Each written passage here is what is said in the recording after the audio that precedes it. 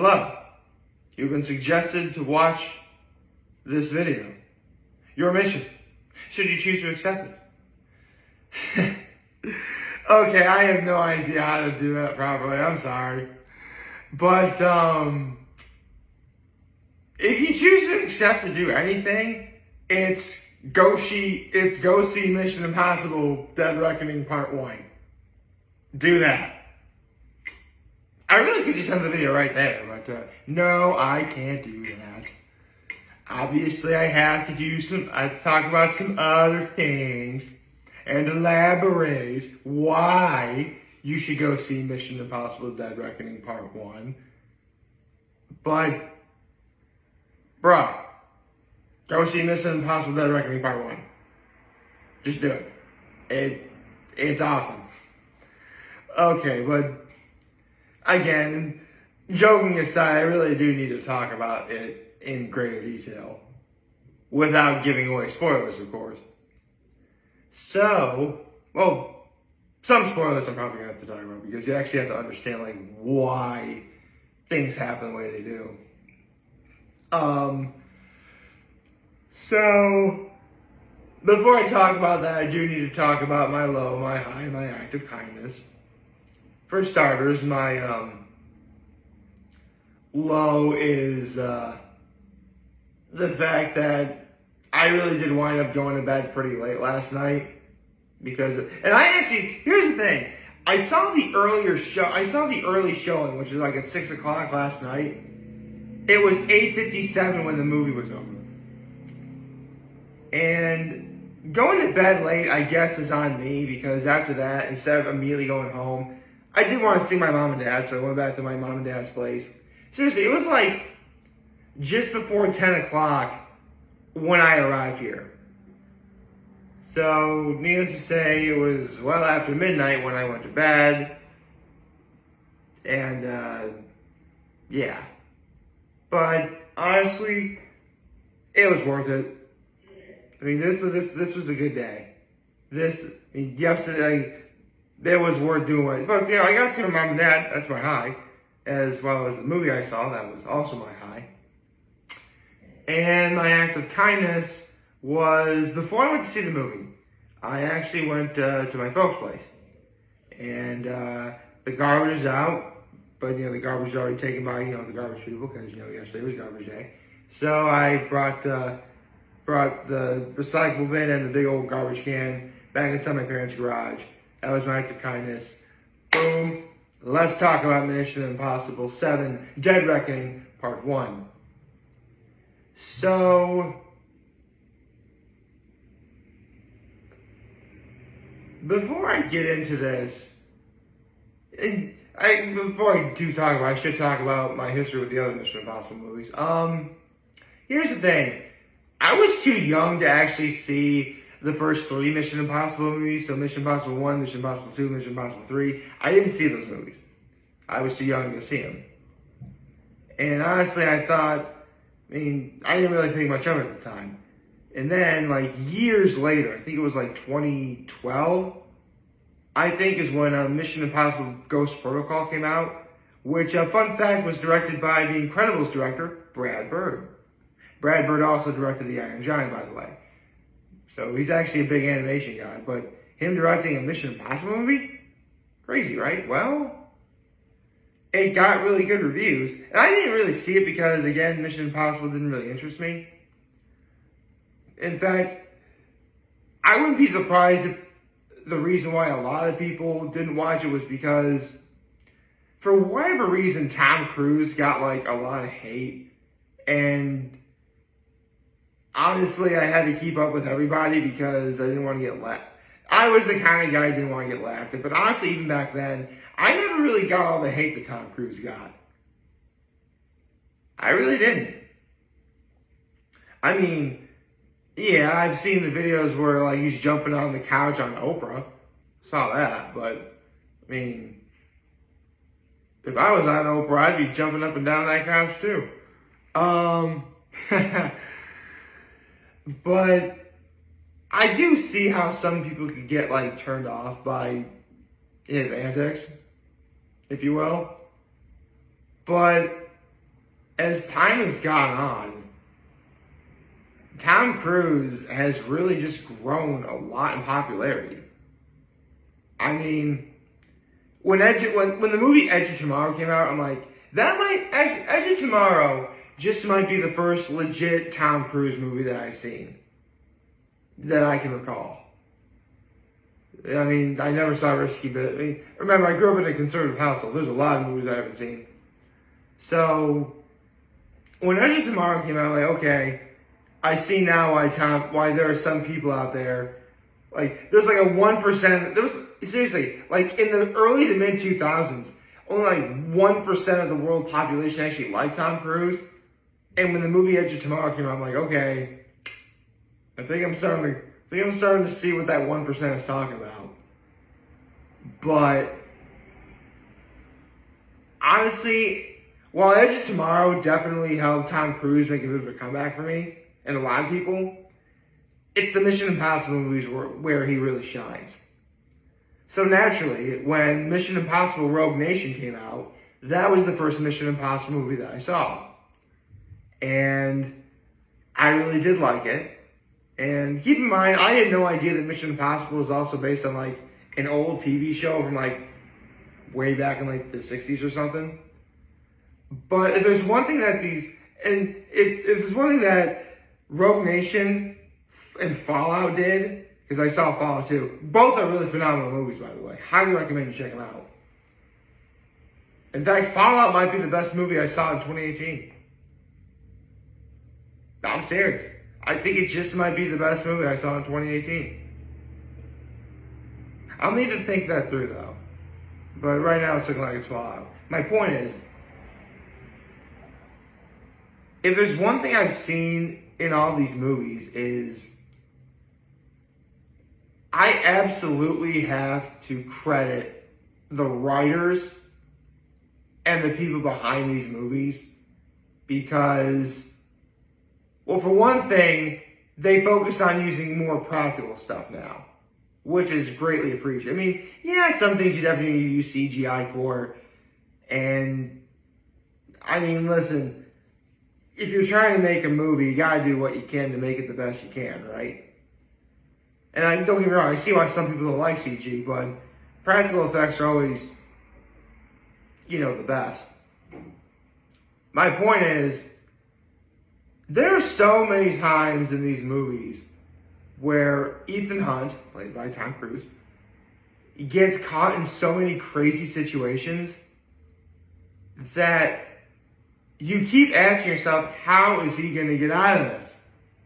How is he and Simon Pegg's character and Ving Rhames, how are they going to get out of this? By the way, Simon Pegg and Ving Rhames, both of those guys are awesome.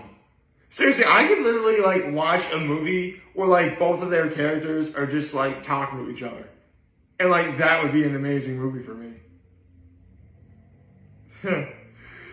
Wow, that'd be pretty sweet, huh? Yeah, you see I didn't get much sleep last night? Okay. So, I haven't even talked about what the movie's about. So, basically, the movie starts legitimately on a submarine. And okay, is Tom Cruise on a submarine? What's going on? So apparently, there's this one key where, I believe it's referred to as a crucifix key, where there's two interlocking pieces that, say this is the first part, or actually, this is the first part, this is the second part, they gotta come together, and that's the key, right? And it is basically the means to turn off what is known as the entity. What is the entity? Basically, this is AI doing exactly what you would think it would do. It's AI that has officially become sentient. It can manipulate anyone, anything digitally. And it is absolutely insane what it does in this movie. So much so that Like, to give you an example of just how powerful this entity really is. Like, there's one scene where Tom Cruise is trying to talk to Simon Pegg, but the person talking to Tom Cruise isn't Simon Pegg. It's the entity. It can sound exactly like anyone, too. And so, basically, if you have this crucifix key, which opens some kind of door, or basically it allows you to control the entity. And the entity does not want you to have this key, doesn't want anyone to have this key. Because if you control the key, you control the entity, and damn well control the world. Now, Ethan Hunt, being the smart person that he is, he's like, no, I'm going to destroy this thing. So basically, part one is, this whole movie is essentially involving around getting both parts of this key, putting them together, and now you have the key. And part two, which is going to be coming out next June, so less than a year from now, will be obviously finding the submarine and, turning off the entity. Where is the submarine? That's how they're really going to up the impossible ante when it comes to the final movie next year. Yes, next year will be the final Mission Impossible movie in this film series. And before I continue, in the beginning of this movie, the entity already makes himself known by, this submarine is supposed to be, completely, stealth. It traveled, 25,000 miles underwater. No one discovered where it was or anything. But the entity made it appear as if someone did find it. They launched a torpedo, but here's the thing. There was no submarine. There was no torpedo. It legit messed up with everything. And to make matters worse, the homing torpedo that the submarine had launched in retaliation to the fake submarine that they thought found them and fired a torpedo at them, the entity found a way to redirect it into that sub. So basically, this submarine is at the very bottom of the ocean, God knows where. And so, basically, in order to turn off the entity, they have to find where the submarine is. They have to find some way to get to that submarine. They have to find a way to get inside the submarine under billions of tons of pressure of water, because remember, this is the bottom of the ocean. And they have to hope and pray to God that the room that the key unlocks is actually there still. I mean, here's the thing. It's probably still there. I mean, it's not completely submerged in water. This is basically going to be the way I describe it, it sounds impossible. And yeah. And obviously, I mentioned how this whole movie is about getting the key. But again, the way that everything happens in this movie,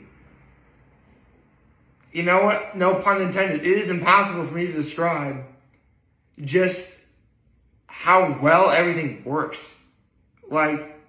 Every scene I saw, I didn't see a false note anywhere in this movie. Not one.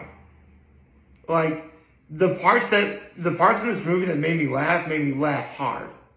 The parts that really shocked me to my very core.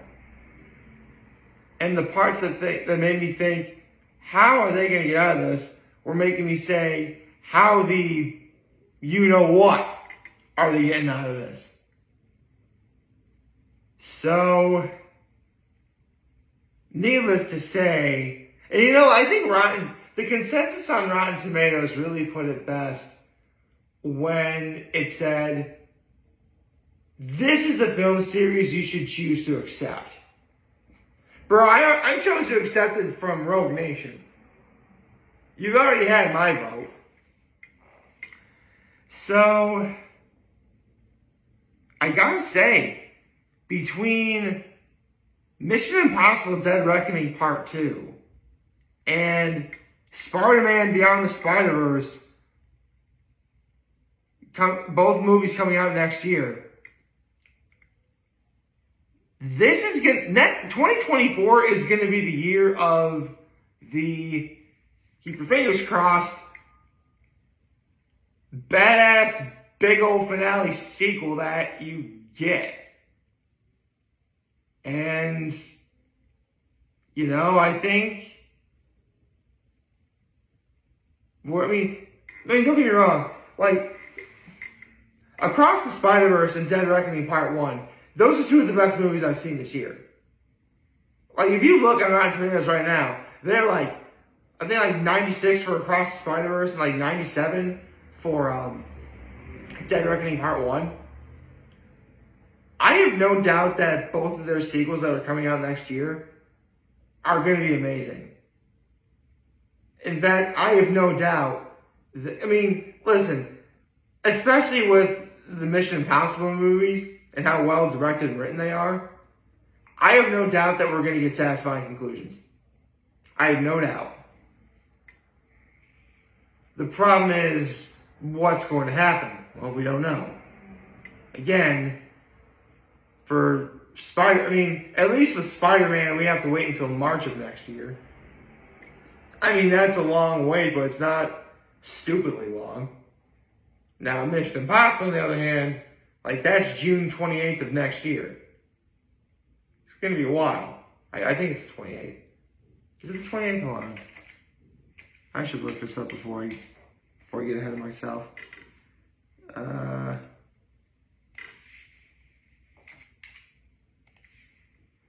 It will be coming out, yes, June 28th, 2024. Well, have that then. Actually, no, before I continue, I have to give a major shout out to the cast. I talk about Tom Cruise and Simon Pegg and Ving Rhames, but the women in this movie have been kicking ass. Haley Atwell, Vanessa Kirby, Pom Klementieff. Mantis from Guardians of the Galaxy, she's in it.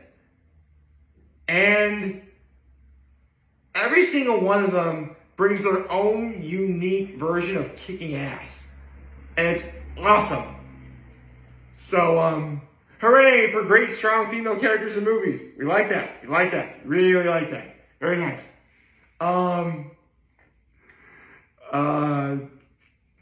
Yeah. Not to mention, hold on. Who played the entity is clearly the bad guy, but, the guy that's representing the entity, Gabriel, who is he? Hold on.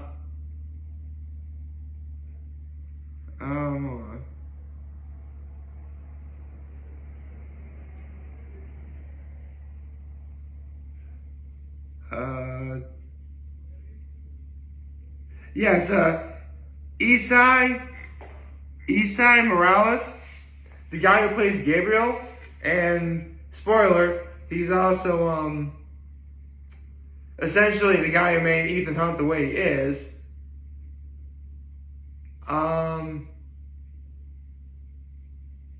Yeah.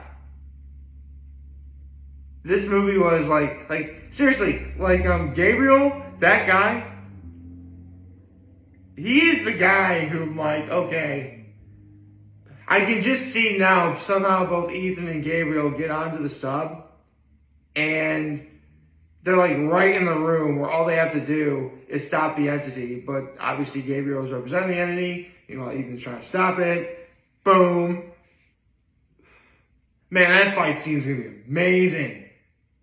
Well, just I hope you all thought this video was amazing. I hope you liked this video. If you did, subscribe to YouTube. Follow me on the social medias. As always, I'm very humble to make this video for all of you guys who watch the Joe name. Hopefully you have a wonderful Thursday. I forgot to do Happy Thursday. Happy Thursday, everyone. And remember, if any of you guys want to talk, which I'm always going to be here to let you know, it's already back. Take care and make good choices. 607 all day, baby.